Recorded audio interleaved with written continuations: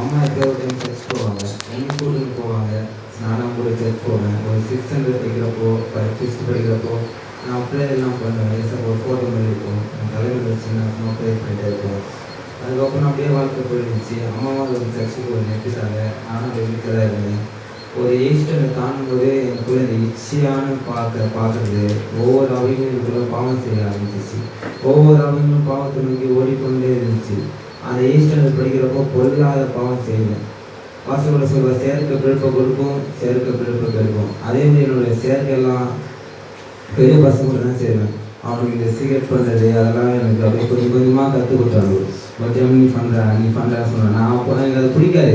ஏன்னா டிவிலெல்லாம் பார்ப்பேன், இந்த மாதிரி ட்ரிங்க்ஸ் பண்ணுறவங்களாம் ரொம்ப கஷ்டப்படுவாங்க. இதெல்லாம் பண்ணக்கூடாது நினைப்பேன். ஆனால் ஒவ்வொரு சின்ன சின்ன சரி லாஸ்ட் டைம் பண்ணி நினச்சி அதை அப்படியே கொஞ்சம் கொஞ்சமாக பண்ணிட்டு இருந்தேன். ஆனால் பட் அது அடிக்ட் ஆகலை. எப்போ டைம் இந்த பசங்களோட சேரும்போது அந்த பழக்கம் நான் பண்ணிட்டு இருந்தேன். அப்படியே போகும்போது 10th ஸ்டாண்டர்ட் படிக்கிறப்போ இந்த கொரோனா டைம் வந்துச்சு. சரி கொரோனாவில் பாஸ் ஆகிடலாம், சரி படிக்க தேவையில்லை அப்படின்னு நினச்சிட்டு இருந்தேன். சரி அதுக்கப்புறம் சரி பப்ளிக் வந்துச்சு, சரி படிக்கலாம் நினச்சி என் ஃப்ரெண்ட்ஸ் எல்லாம் படிச்சிருந்தாங்க. நான் அங்கே போனேன். நான் போகும்போது நான் படிக்கலான்னு புக் எடுத்துன்னு போனேன். நான் என்னை பார்த்துட்டு அவங்க யாருமே அப்படியே படிக்காமல் எடுத்துட்டு அவங்க இப்படி இவனும் படிச்சுக்கலாம்னு இருந்துச்சு. அது ரொம்ப கஷ்டமாக இருந்துச்சு. அதுக்கப்புறம் சரி எங்கடா படிக்கிறது இருந்துச்சு. நானும் சரி எவ்வளோ படித்தேன்.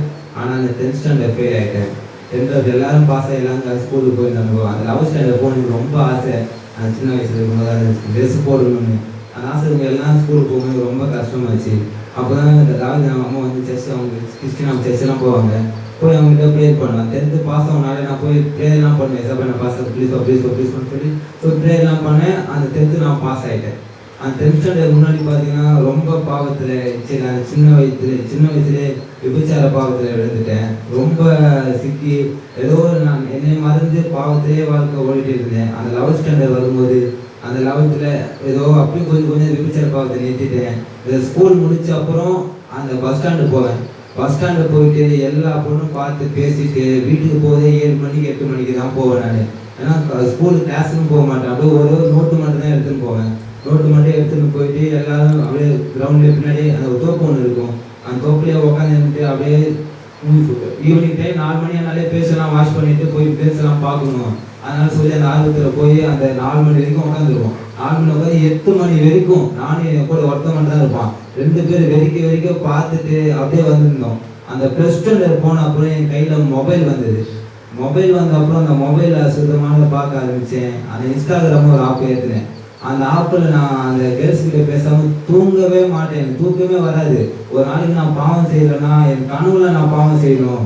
நான் கனவுல எப்படியாவது நான் அந்த பாவத்தை செய்யணும்னு நினச்சினே இருப்பேன். பாவம் செய்யலையே நினச்சி பட் நான் தான் பாவத்தை தேடி போனேன். பாவம் என்னை தேடி வரவே இல்லை. நான் தான் பாவத்தை தேடி போனேன். அந்த ஃபோன் எனக்கு ரொம்ப அடிக்ட் ஆகிடுச்சு. தூங்கி எழுந்தோன்னா இன்ஸ்டாகிராம் யூஸ் பண்ணுவேன்.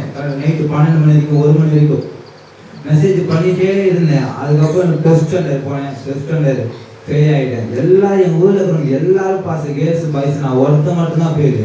எல்லாரும் காலேஜுக்கு போகிறாங்க. ரொம்ப அப்படியே ஆசையாக இருந்துச்சு. என்னென்ன காலேஜுக்கு போகல ஃபெயிலுன்னு. ஒரு சப்ஜெக்ட் தான் ஃபெயிலு. ஆனால் ஒரு கொஸ்டின் கூட நான் படிக்கல.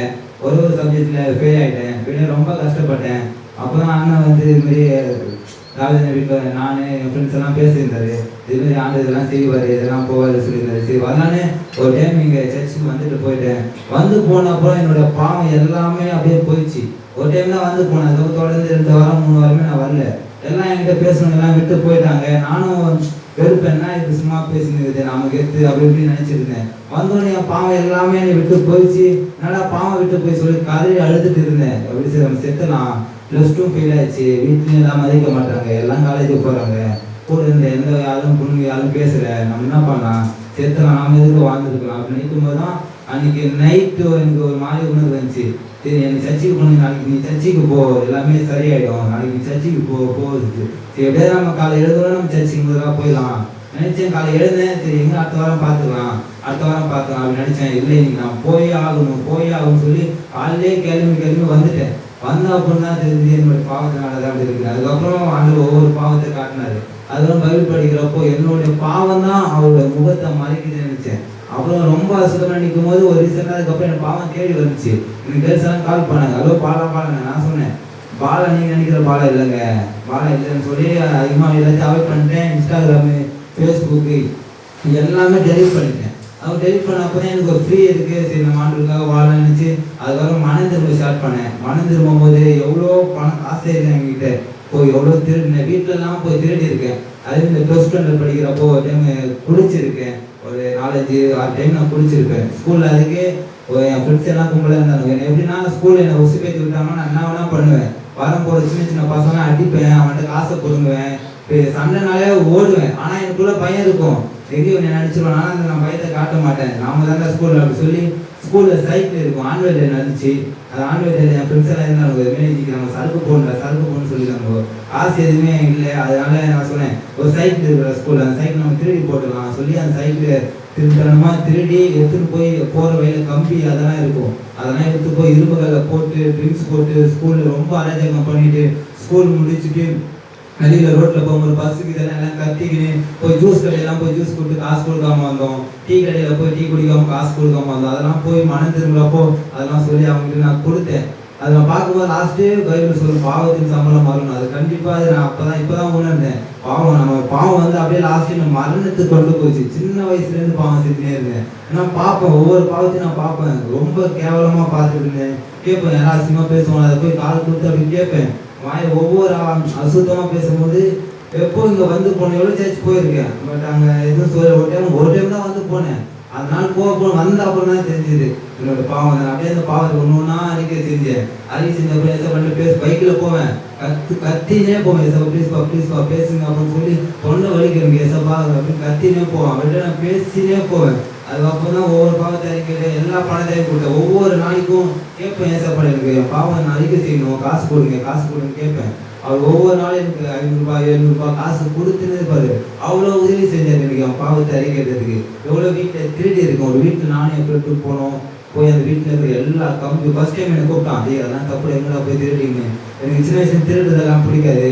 அப்படி இருந்தாலும் சரி என் ஃப்ரெண்ட்ஸு அப்படியே கூட்டினு இருப்பான், வாடான்னு எதுக்கும் போகலான்னு போய் அந்த வீட்டில் கம்பி எல்லாமே திருடி போய் அதை விற்று காசாக்கி போய் இந்த சாப்பாடு சாப்பிடுங்க, இந்த தேட்டர்லாம் போய் மூவி பார்த்துங்க, அப்படியே வாழ்க்கை போயிருங்க. அப்புறம் தான் சரி அதெல்லாம் போய் அதுக்கப்புறம் நான் அறிக்கை செஞ்சேன். ஆண்டவர் எல்லா தேவையும் எனக்கு கரெக்டாக கொடுத்தாரு, எல்லா பண தேவையும் எல்லாம் கொடுத்து அதாவது மத்திய 15-28 அதிகாரத்தில் என் பாவத்தை மன்னிச்சுட்டு என்கிட்ட பேசினாரு. உன் விசுவாசம் பேசி நீ விரும்புகிறபடியும் உனக்கு ஆகக்கூடாதுன்னு சொல்லி என்கிட்ட பேசினாரு. நினைச்சு பார்ப்பேன், இந்த எரேமியா 13:27 சொல்லுவாரு, நான் இருட்டிலையும் மேடுகளையும் செஞ்சு என்னோட விபச்சாரம் என்னோட பாவம் எல்லாமே ஏசப்பா கண்டேன், இன்னும் சுத்தகரிக்க மாட்டாயா அப்படின்னு கேட்டாரு. அது எனக்கு கூட இன்னும் இருக்கும், நான் அந்த இருட்டில் செஞ்சது எல்லாமே நீங்கள் பார்த்துருக்குன்னு சொல்லி அதுக்கு மன்னிப்பு கேட்டுனா இருக்கேன். அதுக்கப்புறம் அந்த பாவம் வாழ்க்கை எனக்கு போயிடுச்சு. இப்போ நினச்சி பார்ப்பேன், நானும் அப்படி வாழ்ந்தேன். அது எனக்கு ரொம்ப ஒரு மேஜிக்காக இருக்கும். என் ஃப்ரெண்ட்ஸெல்லாம் என்ன பார்த்தோன்னா ஆச்சரியப்படுவோம், முன்னாடி நீ இப்படி இருக்க, இப்படி மாறிட்ட.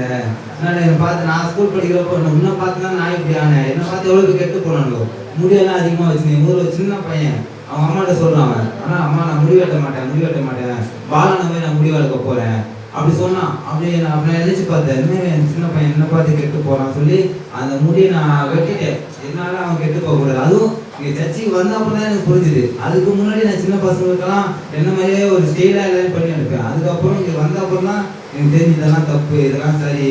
அதுக்கப்புறம் கரெக்டான வேலையில் போகும்போது ஆண்டவர் என் பாவத்தை மன்னித்து என்னை ரசித்து சாட்சி சொல்ல வச்சிருக்காரு.